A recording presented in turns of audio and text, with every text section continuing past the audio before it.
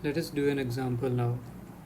This example says that in a survey, 500 parents were asked about the importance of sports for boys and girls.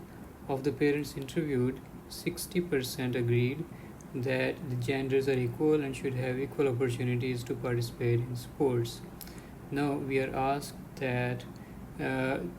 asked to describe the sampling distribution of sample proportion P of the parents who agreed that the genders are equal and should have equal opportunities. Means that we have to describe the sampling distribution of sample proportion. In order to describe the sampling distribution of the sample proportion of parents who agree that genders are equal and should have equal opportunities, we need to check first if we can apply normal approximation to this problem or not. In order to do that, we have to find out the product n times p, which will be equal to 500, which is the sample size, and 0.6 means 60%. It is equal to 300, and the product of n and q, which is equal to 500 multiplied by q, which is 0.4. It should be 0.4 because 1 minus 0.6 is equal to 0.4.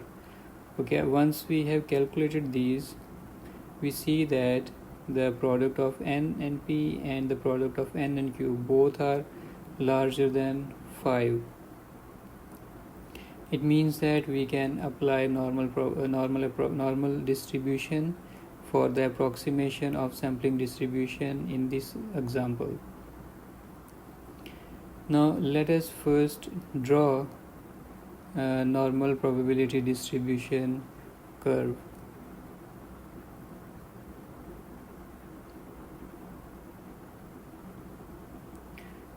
Okay, it can be drawn like this. These are the x and y axis, and the shape of normal distribution is mound shape.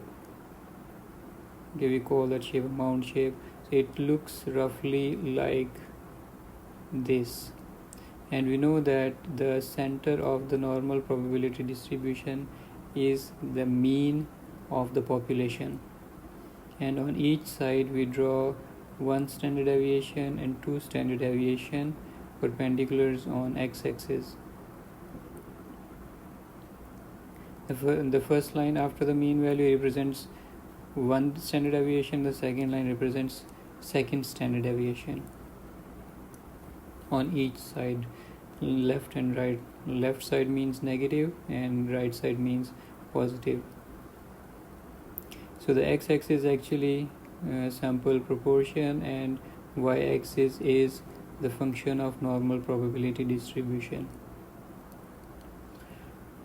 Now we can let me first write that normal probability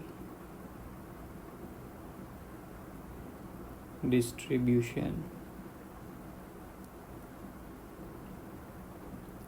Okay, now we can calculate standard deviation, or in this case we call it standard error of p is equal to np.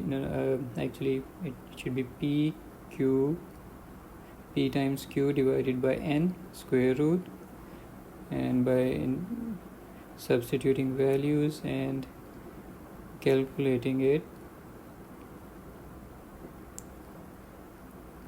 we find that it is equal to 0.022.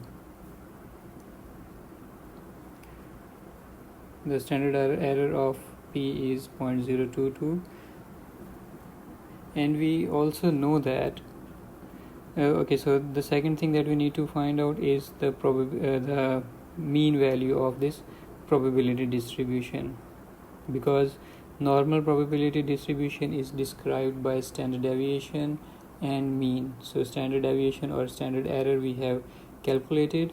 Now we need to find out the mean of the population.